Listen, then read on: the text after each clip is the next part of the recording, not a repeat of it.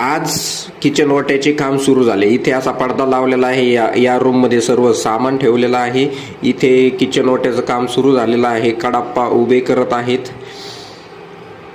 Finally काम सुरू झालंय आणि या ठिकाणी ओट्याचं काम पूर्ण झालेलं आहे आणि आता मस्त वाटत आहे पोर्च मधलं।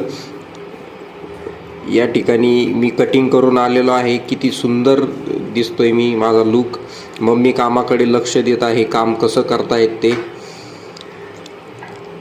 काम अर्ध्यापर्यंत झालंय जवळपास। मम्मी ॲक्टिंग सुद्धा करून दाखवत आहे। ॲक्टिंग स्किल्स मम्मीचे बघा।